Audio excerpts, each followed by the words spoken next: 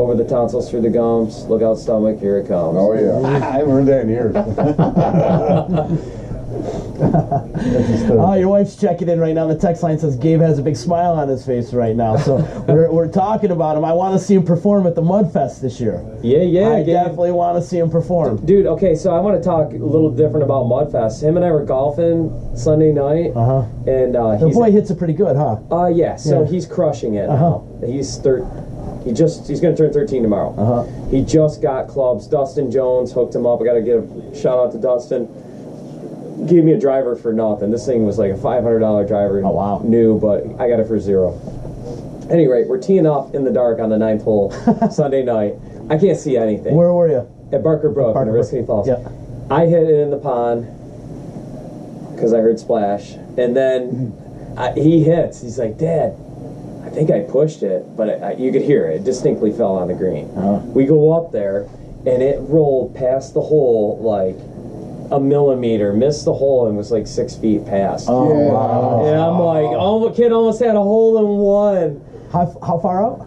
130 yards. That's great. That's awesome. Something like it's elevated. It's super hard, you know, to launch one in there. And you could just make out where the stick was in the dark. And I'm like, oh man, if he had gotten a hole in one, we had to go wake the club owner up. Yeah. Like, hey, you got to come see this. Well, Gabe's a great athlete too. He just cares. He's determined. Yeah. He puts work in. Oh no, he works his butt off. He does. I have him do stuff around the farm and around the house, and he's just say fastidious about it. He does the job right. So hopefully he'll keep doing that. Absolutely. I think he will.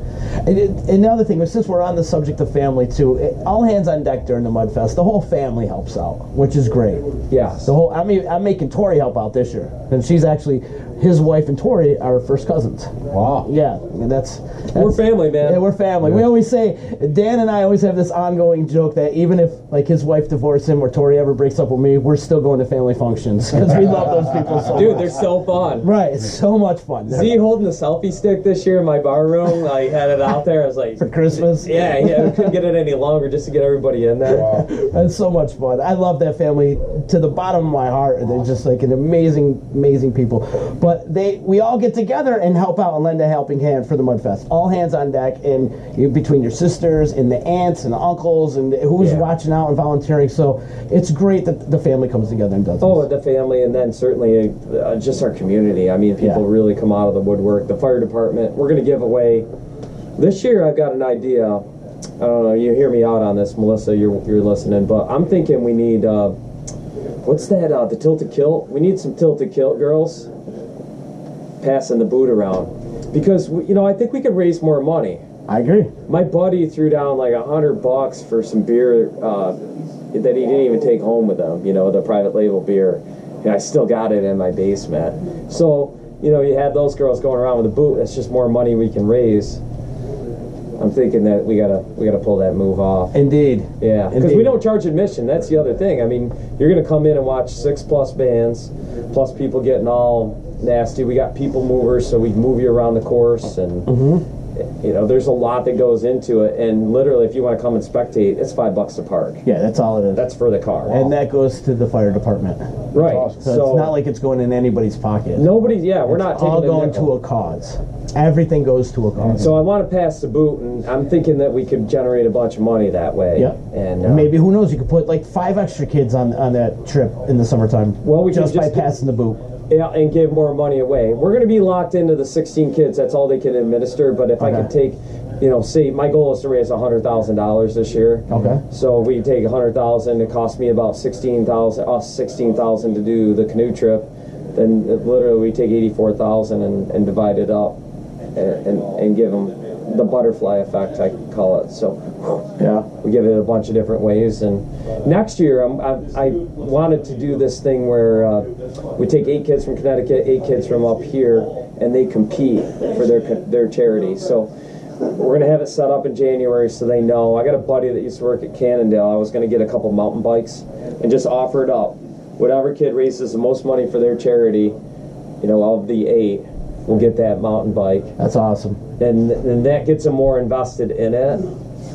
And I just think it'll make it better. Because right now we're giving it their name, we're getting them to think about it, but if we can get them actually out there raising money, you know, thinking about what they can do. Strength in numbers, right? Right, and I tell the kids too, like at your age, when I give this talk to them, like, because I go to the schools, I'm like, so I know how it is. I remember being in 8th grade. I've got an 8th grader.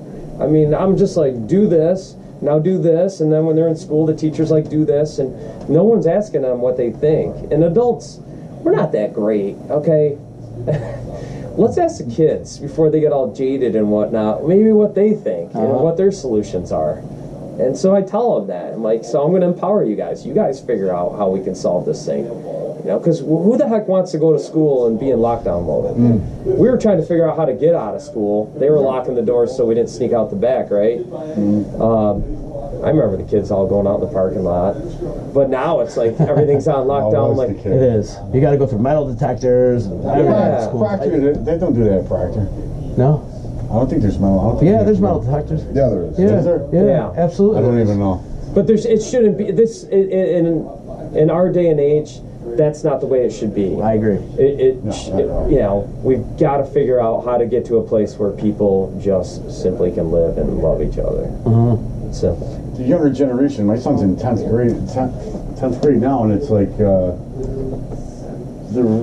we had cliques when we were in school, and it's 10 times worse now. Yeah. And it's all different, and I'm like trying to relate to that, and I can't. Yeah. And it's, as a parent, I'm like, well, we hung out with everybody. Yeah. It's like, you and I go, it's totally different now than when we grew up. Well, you know what I mean? Can be so much nastier with like Snapchat and all that. Everything's so compartmentalized now. It It's like you have your friends in school, then you have like your religion friends, and then you have your baseball friends, or the friends that you have like on the sporting events, and then you have like the people that you hang out with online. Yeah. You have like your World of Warcraft friends, or the people that you play video games with, or you know what I mean. Everyone just sits down and they're just staring at the screen again. It's they can't say anything in person, but then they have. Everything is a leverage when they're behind a keyboard. They could be whoever they want to be. Exactly. And that's what's terrible, because you don't know who they are at school, because you only get the difference when they're at home, and then the difference who they are like on their screen or their persona, whoever they want to be. Bottom line, the times are changing. They have changed. Oh, you ain't kidding. It's sad. It's got to be tough being a kid nowadays. I agree. Yeah. And that's exactly the reason why I will never have kids. I won't have kids because I will not raise them up in this world. I know, and plus, I know if I were to ever have offsprings, oh my God, how much trouble they would get me. They would torment you. Exactly. So I'm better off for my mental well-being. I will never have kids. I'm over that hump anyway. So I'm old now. I can't have kids. My boys can't even swim anyway. It's the greatest science experiment ever conducted on man by a few people. I mean, Google, you look at what they're doing with addictive technology, and I see it. We actually played Yahtzee last night, my boy and I, and Melissa, like roll the dice. It's Old like school. simple. And he had his phone. He was checking his phone. I always say, put that phone away. Well, my friends are messaging me or whatever. It's like, yeah, okay. Tell them we're playing a game. There's games now where you leave your phones upside down, and everyone stacks their phone up, and the first person to grab their phone has to pay the bar bill.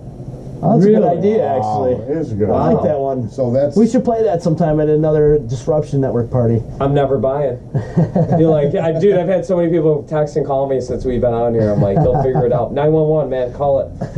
Call it. Unfortunately, we're running out of time, brother. Oh, no, my wife just texted me. All right, we are at MKJ. Hurry up. So, boom. Perfect timing, actually. MKJ Farms is the place to be. It's April 29th. It's happening 2 Saturdays from now. 2 Saturdays. 2 Saturdays from now. 2 Saturdays yes. from now. It's happening. It's the Daniel Barden Mudfest. If you want to register, registration is wide open. Go register at bardenmudfest.org. Even if you don't want to register and you don't want to run, you can come and hang out and see great music from Simple Props, Grit and Grace, Alternate Universe, and the Third Stone Blues Band and Mark Crank's going to be in there. Mark Crank's going to be there, and also Gary Robertson Jr. is going to be at the Monkey Bars. Man, I'm telling you, you get on the People Mover, you go to that 1.5 mile mark, and you just sit there and watch people fail on the Monkey Bars. Yeah. Gary's playing great music. Yeah, no, it's great. The other thing is like, just push yourself to do it. Yeah. Even if you don't, you're gonna make it. It's a 3-mile Adirondack hike. Obstacles are optional too. So it's like Clint Eastwood said, know your limitations. If your shoulder is bothering you and you don't want to tear it out, How did you know? don't do the monkey bars. If you want to tear your shoulder apart and get it fixed, do the monkey bars. Yeah. You know, I don't know what to tell you. You got to figure that out. But you can definitely do more than you think you can. And so that's what we're hoping. You're going to come out. And if not, come out and Have fun. Come and hang out with us.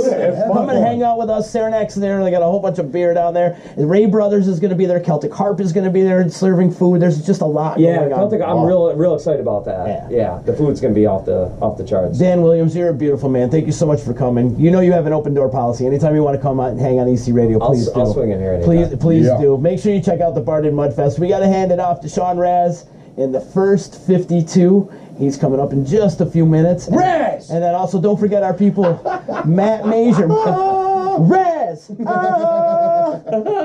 Savior of the universe. Raz! Good call, amigo. And don't forget our people, Kickoff Disruption Networks every day at noon to 3. The Matt Major Show with Phil Farda and Billionaire. Make sure you check it in every day here on the D. Tomorrow we got Joe Lode coming in. Our old boy Joe Lode coming in there, hang out with us tomorrow. I'm pretty excited to talk a whole bunch of shit with him, man. Him and I go way back from our K-Rock days and Rock 107 days, so it'll be interesting to catch up with him. You have yourself a good night. We'll see you tomorrow. That is awesome. Oh yeah, that was awesome. It was. That was fun. How many obstacles do you have? 26 coming up in the 5 mile and 20 in the 5K. What if you had a sponsor for every obstacle? That's what we're working